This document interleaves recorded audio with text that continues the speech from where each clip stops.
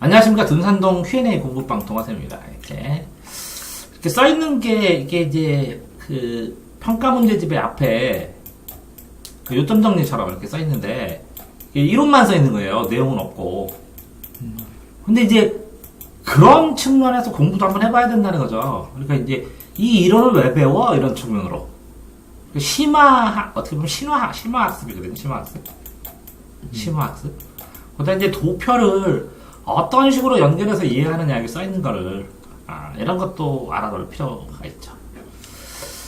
자, 읽어요. 읽는 방법 굉장히 여러 가지거든요. 글의 갈래별 40가지, 갈래별 읽기 방법 제가 이제 유튜브에서 띄워놨는데, 이거보다 더 중요한 게 읽기 중에서 책 읽기하고 시험지 읽기의 차이를 써놓은 건 꼭 필수로 보셔야 돼요. 이게 안 보시면 후회할 겁니다. 이렇게 협박하는 거 되게 싫어합니다. 보지 마시고 시험 대충 읽으세요. 자, 사회적 상호작용으로 의미. 그러니까 사회적 상호작용은 이 개인, 사회가 나오면 딱 떠올려야 하는 게 개인이에요. 개인과 개인의 관계가 사회예요. 사회. 그러니까 개인이 글을 쓰면 개인으로 끝나는 것이 아니라 또 다른 개인들이 글을 읽는다는 거예요. 그러면서 네트워크가 만들어지고 서로 간에 읽으면서 댓글도 쓰고 그러다가 싸움도 발생하고. 그런데 왜 싸우죠? 자기 의견 얘기하면 되는데. 그렇죠. 글의 의미를 능동적으로 읽기 때문에 그냥 능동. 그러면 주사 능피. 주동 사동 반대 능동 피동. 그러니까 주동은 자기가 스스로 하는 거고, 이거는 피동은 당하는 거고, 주동은 주인공이 돼서, 사동은 시켜서. 그 주동과 능동은 구분이 잘 안 돼요. 어쨌든 적극적으로 읽어간다는 거죠, 글을. 그러면서 글을 읽으면서 재구성하라는 거예요, 구성하는 행위. 자기가 재구성해서 자기 나름대로 받아들이는 거예요. 공부를 할 때 이만큼 범위를 확정했어요. 그러면 이거를 입력을 해요, 하나하나. 근데 입력을 하면서 열받으면 안 되죠. 입력을 한 다음에 출력을 하면서 출력이 왜 안 되지? 라고 할 수는 있지만, 다 입력도 안 한 상태에서 왜 출력이 안 되지? 그럼 말이 안 되죠. 공부를 안 했는데 왜 안 풀리지? 이렇게 하면 나쁜 사람인데, 옆에 있는 사람. 그런 다음에 연습할 때 제가 이게 안 풀려요. 제가 머리가 나쁜가 봐요. 출력도 다 할 줄 알고 다 이해했는데 왜 안 풀릴까요? 이러면 모르겠지만 2단계에서 입력도 안 하고 제가 왜 안 풀릴까요? 말이 안 되는 사람이 많아요. 욕심이 막 천하무적으로 하늘을 뚫어버려요. 글을 매개로, 중매는 이렇게 글자가 있고 내가 이거를 쓰고, B라는 사람이 이 글자를 읽는 거예요. 글자를 통해서 A의 일부분을 읽는 거죠. 왜 A는 모순되는 두 개를 쓸 수 없으니까 둘 중에 하나를 선택해서 쓰게 되고, 선택해서 쓴 걸 보고 B가 A한테 너는 이거만 있지? 그럼 안 된다는 거죠. 이것도 있어요, 이 사람은. 근데 이거를 쓸 때마다 이거는 4대 6입니다. 제가 이걸 쓴 거는 60% 이게 맞기 때문에 쓴 거예요. 이렇게 쓰면 어마어마하게 길어지죠. 그러니까 글쓴이가 독자하고 서로 이해할 때 그 문맥의 beauty in the line, 행간의 뜻을 읽으라는 뜻이 그런 거예요. 그러니까 이 사람의 문맥과 논리상 이렇게 쓸 수밖에 없었구나. 다른 거에서 이렇게 머뭇거리는 거 보니까 이 사람이 몇 프로 정도는 이거 반대편에 대해서도 생각을 하고 있구나, 이런 생각을 해야 되거든요. 독자가 읽는데 다른 독자들, 이게 쭈루룩 댓글 리스트 보면 엄청 더 웃기죠, 내용보다. 네.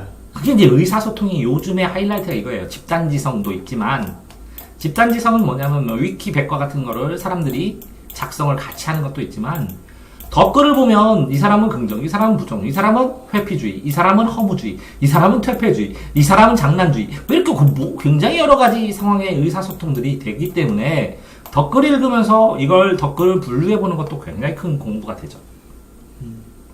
그런 의미에서 의미를 구성한다는 것은 여러 가지 사회적인 맥락 요소가 있다는 거예요. 흐름의 요소가.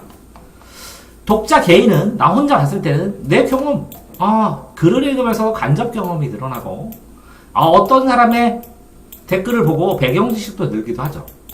근데 이제 잘못된 배경 지식도 많이 들어오죠. 어떤 사람이 다란에 토끼가 산대, 이렇게 되면 진짠가 보다, 이렇게. 토끼가 사나 보다. 그랬더니 토끼 안 사는데요. 그랬더니 우주 비행사 다 잡아먹었다고. 이렇게 배경 지식을 잘못 이해할 수도 있고 잘 받아들일 수 있는데, 사회 문화적으로는 그렇습니다. 독자가 처한 사항, 이런 거에 책이라는 게 있으면 작가가 처한 상황에 따라서 이 글을 써요. 그럼 독자는 독자가 처한 상황으로 이 글을 읽어요. 그래서 독서를 한다는 것은 과거와 현재의 대화예요. 미래를 위한. 역사랑 똑같아요. 그러니까 이 작가의 시대 상황도 이해해야 되고 나의 시대 상황도 이해해야 되고 이 두 개를 가지고 온 것이 이 동그라미 이 작가의 시대 상황에 온 옛날 것을 옛 것을 익혀서 새 것을 안다는 거예요. 적용하고. 그래서 온고지신도 되는 거예요. 그러니까 독서라는 건 이런 거예요. 그러니까 독자가 처한 상황 물론 작가가 처한 상황도 봐야 돼요. 그래서 변형시켜서 비교하면서 이해해야 돼요. 그 시대의 문화도 다르고 언어도 다르고 역사도 다르고 전통이 다른 거예요. 춘향전을 보면서 뭘 이렇게 기다려 하는 거랑 조선시대에서 그 춘향이의 이부종사 안 하고 기다리는 연려적 심성은 좀 다르게 느낄 수도 있는 거겠죠. 역사적 상황, 언어적 상황, 문화적 상황 다른 나라 거면 언어나 문화나 간습이 다 다르기 때문에 이게 그래서 전문가들이 이걸 읽는 걸 참고해서 보는 거예요. 글을 읽으면서 생각을 형성시킵니다. 그래서 다른 사람과 나누어요.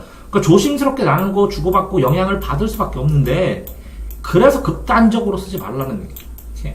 왜? 이걸 다 찾아보면 또 다를 수도 있거든요. 상황에 따라서. 됐나요?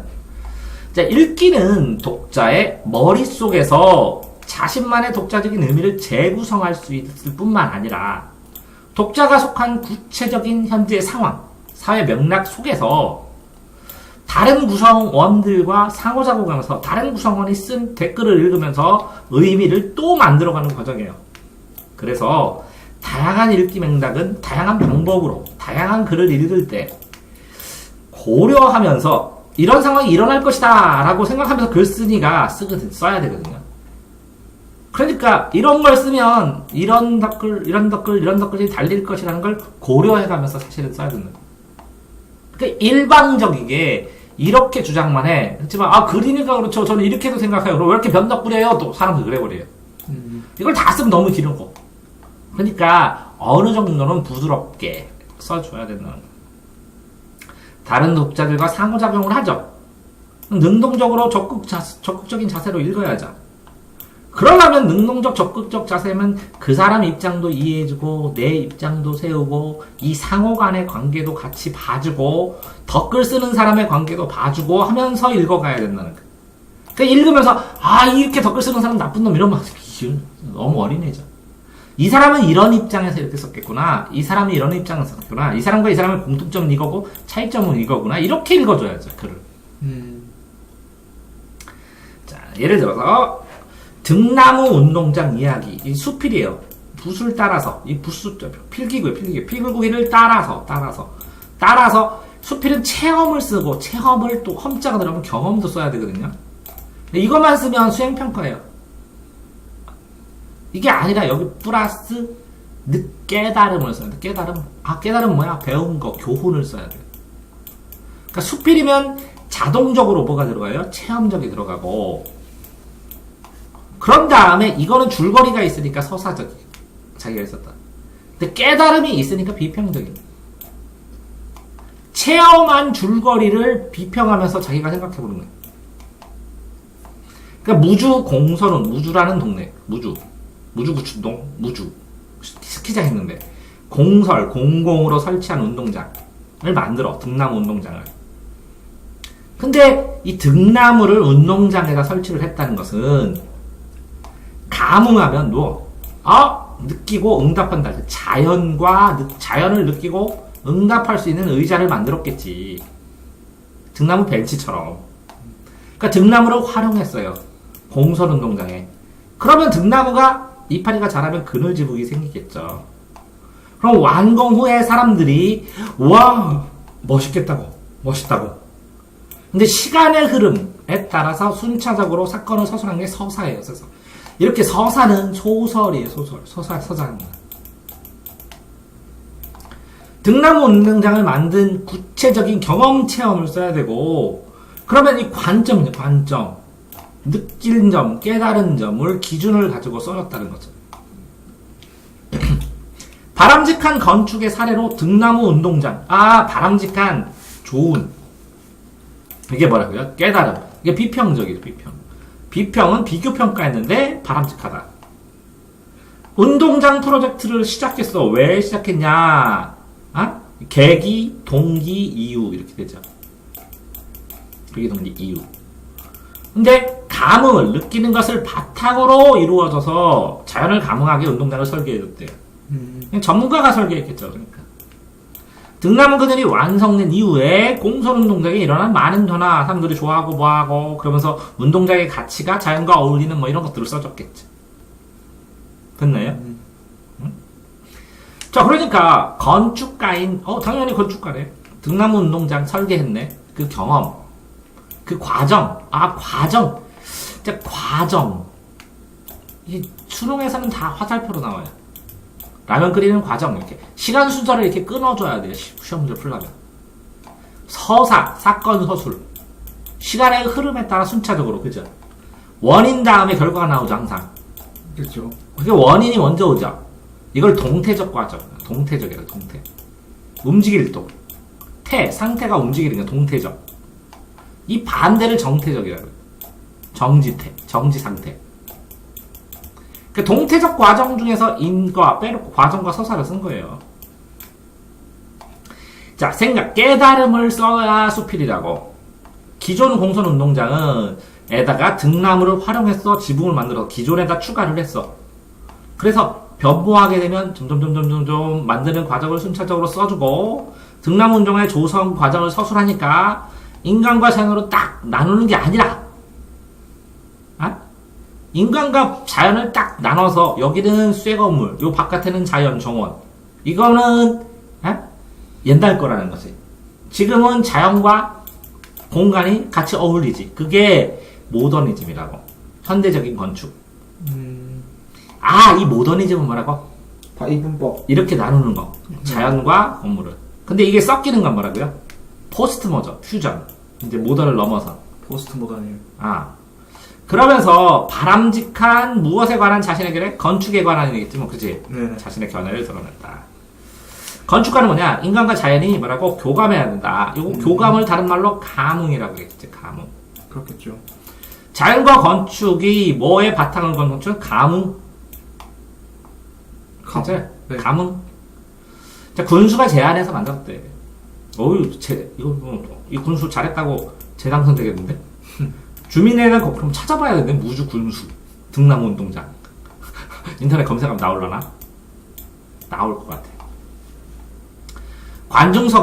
운동장 관중석에 등나무로 뭐라고요? 지붕을 만들고자 했다. 다음 구조물을 만들었다. 자연스럽게 타고 오를 것.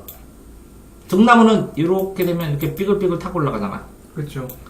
구조물 형태는 무슨 구조와 함께 지붕? 지배? 구조물의 높이, 각도, 높아야 되잖아. 각도도 시선 가리면 안 되잖아. 햇빛도 가리고 뭐라고? 운동장도 보여야 되잖아. 뒷줄에 있는 사람이 시선에 장애가 없어야 되잖아. 이 등나무 지붕이 가리면 안 되니까. 구조물의 형태는 뭐의 구조야, 이게? 세상에 단 하나뿐인 아름다운 등나무 운동장이 되겠지. 많이 안 찾다가 주민 행사도 많이 열리고 사랑을 받겠지. 설계 이전. 사람과 사람 사이, 군수가 주민에게 얻은 감흥. 사람과 사이에서 감흥. 자연도 그렇지만 사람과 건축 사이, 자연 사이에서 감흥.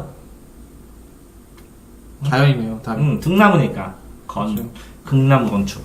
설계, 계획, 설계, 조성을 하네. 자연과 건축물이 서로 감흥하네. 네. 이 철골은 현대적인 거네. 네. 이건 자연이고. 네. 이걸 합쳐져가지고 초현대적인 게 되네. 네. 구조물이네. 그냥 구조물. 이거 구조물 사이에 감흥. 네? 이것도 구조물 사이에 가는. 2번이 조화네, 조화. 이거 그늘이고. 조화와 그늘. 2번 조화. 이거 뭐야, 1번은? 바람직한 내문에 모여가는 자신의 견해. 바람직한 뭐라고? 뭐지? 이거는 조화? 네. 이건 그늘? 네. 만들기 힘드네. 그러게요. 예? 조화를 만들고자 합니다. 조화의 바탕은 조화고, 만드는 거는 그늘이고, 됐어요? 예. 등나무, 자연, 건축 됐습니다. 그래서 이거는 뭐죠? 등나무 운동장 이야기입니다. 수고하셨습니다.